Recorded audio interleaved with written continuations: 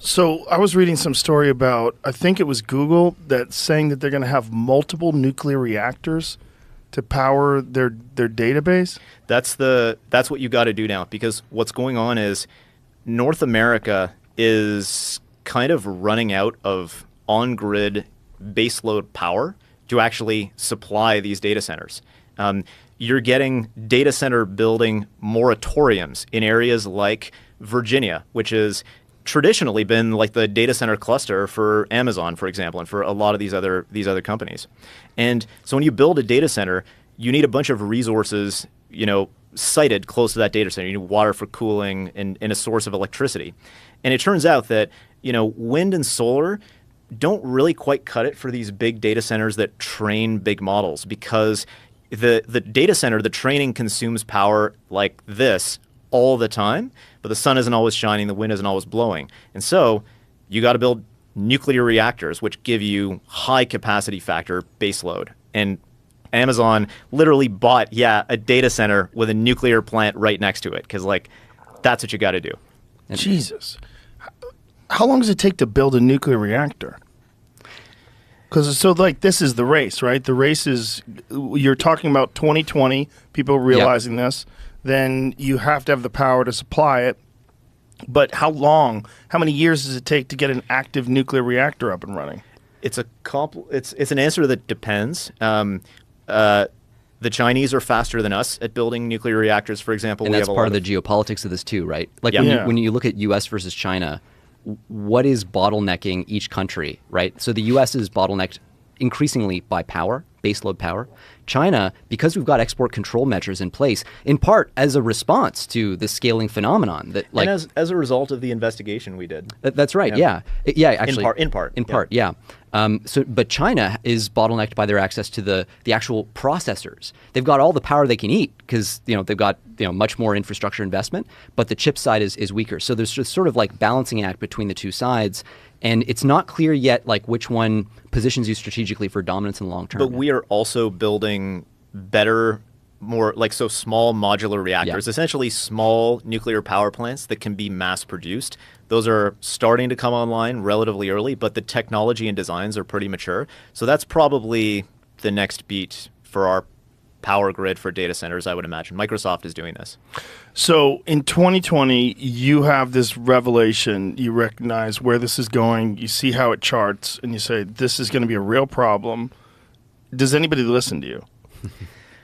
This is where the problem comes, right? Yeah, like we said, right? You can draw a straight line. You can have people nodding along, but there's a couple of hiccups along the way. One, is that straight line really going to happen? All you're doing is drawing lines on charts, right? I don't really believe that that's going to happen, and that's one thing. The next thing is just imagining, is this what's going to come to pass as a result of that? And then the third thing is, well, yeah, that sounds important, but not my problem. That sounds like an important problem for somebody else. And so we did do a bit of a traveling. It was like the world's saddest traveling roadshow.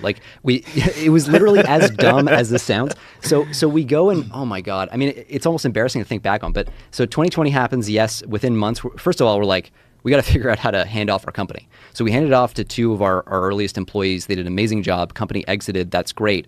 But that was only because they're so good at what they do. We then went, what the hell? How can you steer this situation? We just thought we got to wake up the U.S. government. As stupid and naive as that sounds, that was the big picture goal.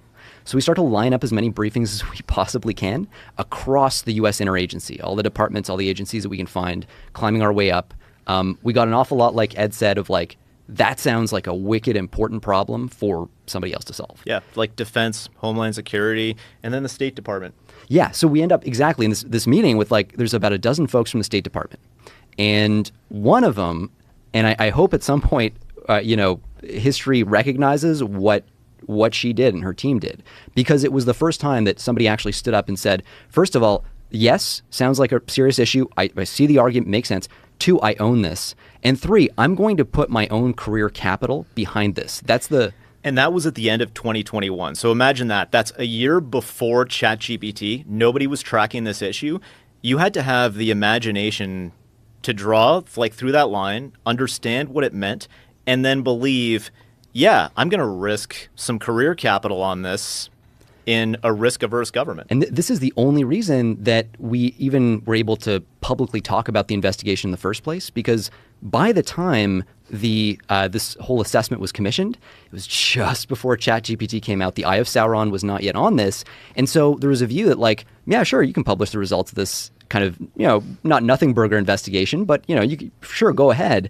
And it just became this insane story. We had like the UK AI Safety Summit. We had the White House executive order, all this stuff, which became entangled with the work we were doing, which we simply could not have, especially some of the reports we were collecting from the labs, the whistleblower reports, that could not have been made public if it wasn't for the foresight of this team really pushing for as well the American population to hear about it. Now, I could see how if you were one of the people that's on this expansion-minded mindset, like all you're thinking about is like getting this up and running, you guys are a pain in the ass, right?